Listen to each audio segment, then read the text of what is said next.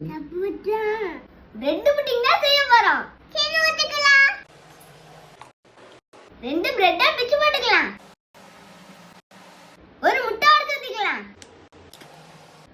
2 சொட்டு vanilla essence. பால் ஊத்திக்கலாம். இப்போ caramel செய்ய போறோம். கொஞ்சம் சீனி போட்டுக்கலாம். கொஞ்சம் தண்ணி ஊத்திக்கலாம். நம்ம எந்த பாத்திரத்துல செய்ய போறோமோ அந்த பாத்திரத்துல ஊத்திக்கலாம். நைஸா அரைச்சு எடுத்துக்கிட்டோம். இப்போ இட்லி சட்டியில வச்சு 1/2 மணி நேரம் வேக வைக்கணும்.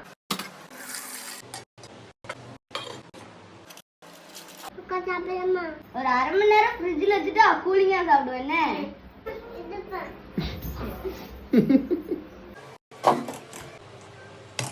ஏன் போச்சு?